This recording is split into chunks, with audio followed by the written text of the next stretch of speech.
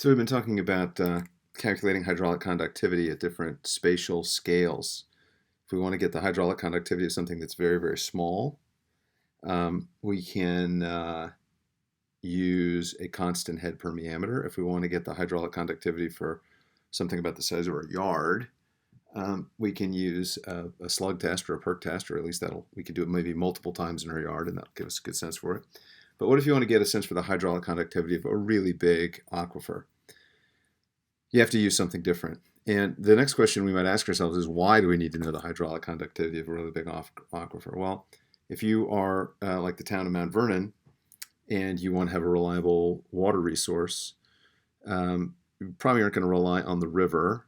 It's much easier to get clean, accessible water from the ground. So there are a couple of wells that are drilled in different points around Mount Vernon, and they go down many hundreds of feet, 800, 1,000, 1,200 feet, into a couple of different rock layers, which are sandstones and limestones and so forth that are located down there, and they contain water that's in pretty good shape, and so it's pumped up and cleaned at the little water treatment plant over by the football field, over by the little nondescript building just past the footbridge that goes over the railroad tracks, just on the edge of the football field. That little building just beyond that, that's where the drinking water from Mount Vernon is purified. And again, we'll talk about how that works later. Anyway, so if you're going to spend all that money to drill a well into an aquifer and set up the whole system, you got to make sure that that aquifer is capable of providing you with enough water for the town, right? So how do you test that the aquifer can provide enough water? Well, the way you do it is through a pumping test. So pumping tests are used on a very large scale to assess the hydraulic conductivity of aquifers. And when we pump an aquifer, something kind of interesting happens. So you start out with, here's an unconfined aquifer. There's a tree, and you put a well down into it, and you start pumping. So Q is volumetric discharge. So I'm drawing an arrow out with Q just to show that water is being removed. And what happens is that the water table actually gets bent. It changes its shape from this to this. So this is what the water table looks like before. It's just straight across. And this is what the water table looks like once we start pumping. And you can imagine that if you were to think of this sort of depressed V-shaped area in 3 dimensions, it would look like a cone, right? With the well coming up through the middle of it. Okay? And so this is referred to as a cone of depression, which would be a great name for a punk rock band. Cone of depression, and it's the deflection of the water table by pumping. Okay? Well, it turns out that the shape of the water table is a reflection of the hydraulic conductivity of the surrounding aquifer. And so you can use the shape of this hydraulic conductivity, whether it's, just to give you an example of what I'm talking about.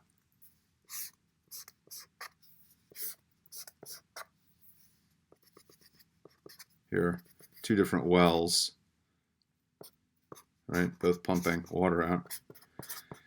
And you can have a cone of depression that looks something like this, or you can have a cone of depression that looks something like this.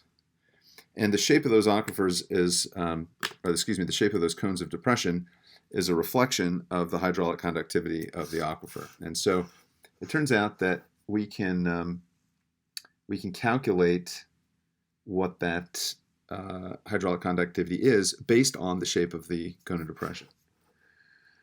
So let's think about the way water flows to a well. This is map view. So here we are in a map, and we're looking down from space. There's north, and here's our well.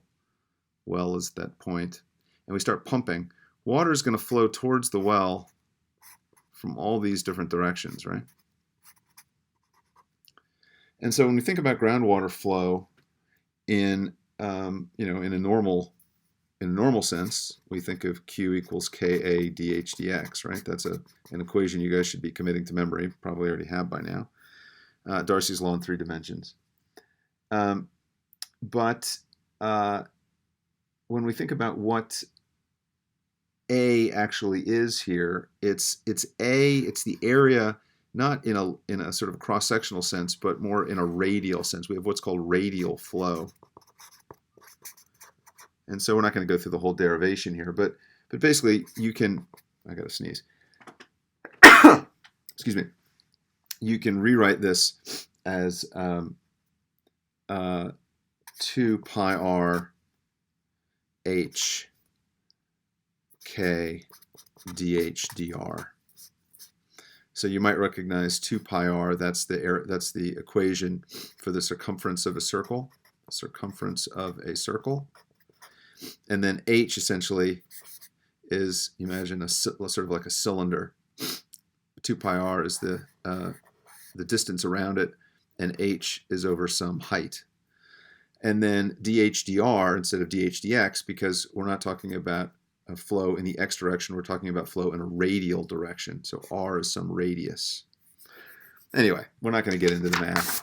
We'll just jump ahead to the resulting final equation, which was derived. And it's called the time equation, THEIM, time equation, equation for unconfined aquifers.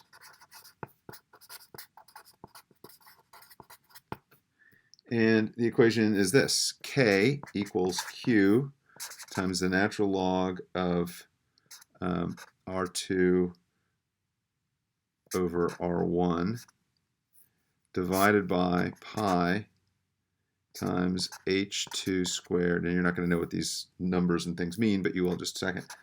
H1 squared. Okay? Whatever the hell that means. All right, well, what does it mean? Well, what it means is that if you take a pumping well and you immerse it into an aquifer and you turn it on, you get a cone of depression that looks like this, right? This is a well, and we're pumping out water, and we let it run until the cone of depression has formed and stabilized.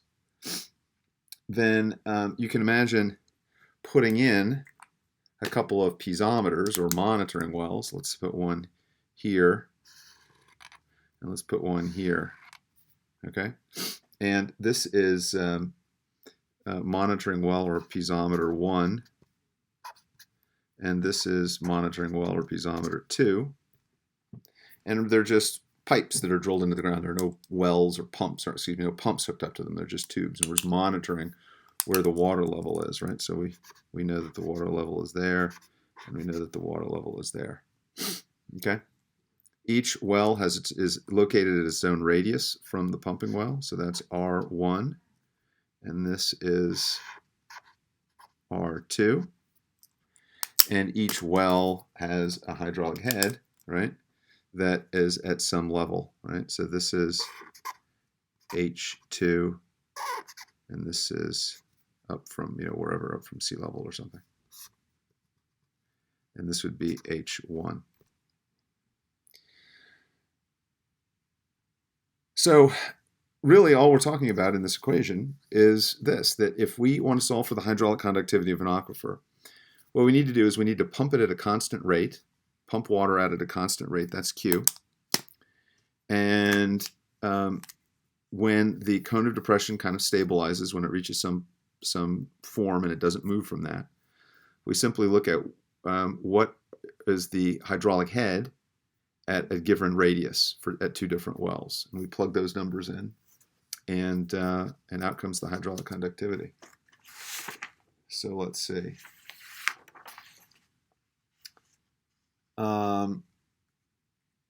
Let's see here. So how about we have a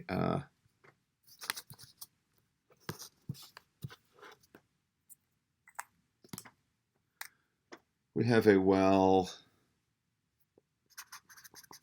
pumping at 220 gallons per minute. The cone of depression forms and then stabilizes after some amount of time. And when the cone of depression is stable,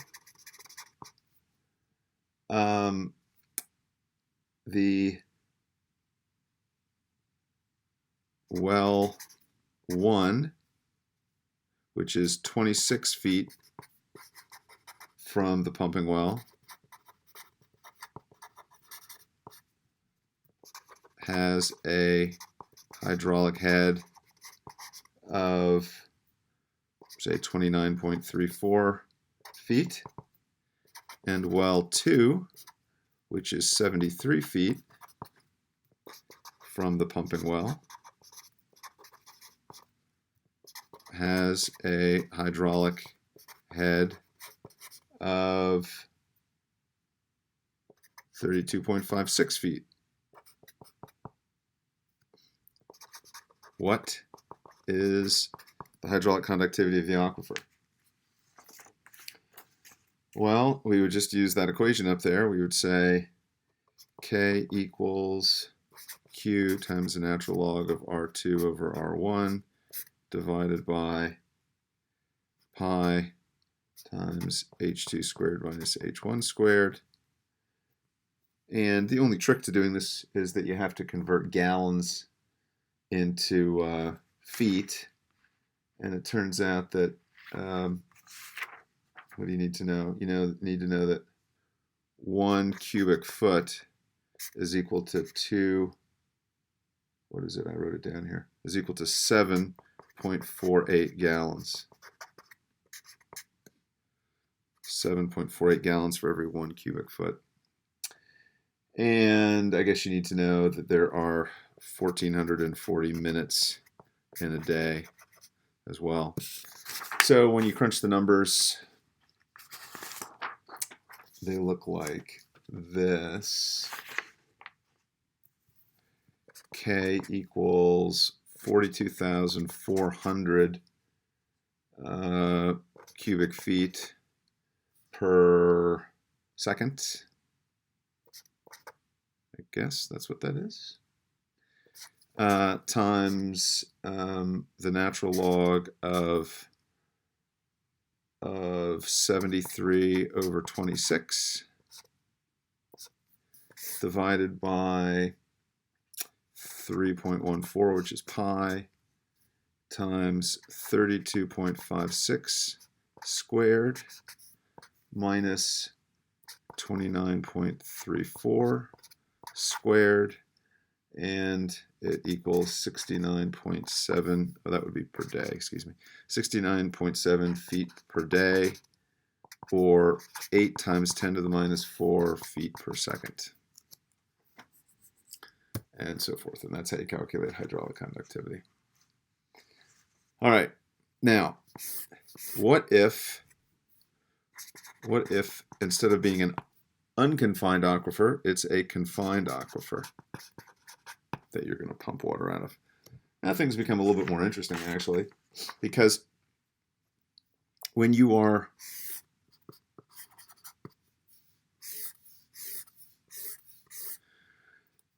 pumping, well, let's back up. If you were to take a bunch of piezometers, monitoring wells, and you were to just sink them here, right? So this is our confined aquifer. And this you all know are aquitards, like shales. And if you were to just drill monitoring wells down through the shale into the aquifer, the water in the aquifer would rise up to some height. And who knows, maybe it goes up to really high like this. And you could draw a line, and it's a straight line. It's supposed to be a straight line through there. And what that dashed line tells you is that's the potentiometric surface. If you think of it in 3 dimensions, like coming out of the page, it would be a plane. And that's the height to which water would rise if you drilled another well anywhere. So if you were to drill a well like right here, how high would the water rise? it would rise to that spot right there.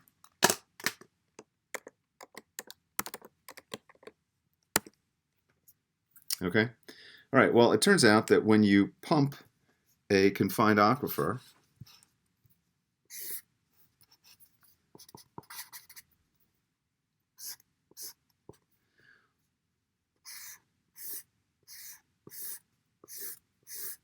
okay, you pump a confined aquifer, what you get is a cone of depression like you do in an unconfined aquifer, but in the confined aquifer, the cone of depression forms in this potentiometric surface.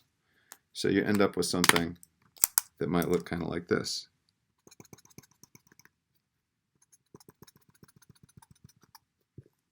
And there's your cone of depression, right? So it's the same sort of thing, but it's slightly different. But we use the same sort of technique to calculate the hydraulic conductivity of the confined aquifer for reasons that may make sense or may not. We actually calculate well, you can calculate hydraulic conductivity, but we often calculate something called transmissivity for confined aquifers. Transmissivity, new term, all it is, it's KB. It's the hydraulic conductivity multiplied by the thickness of the confined aquifer.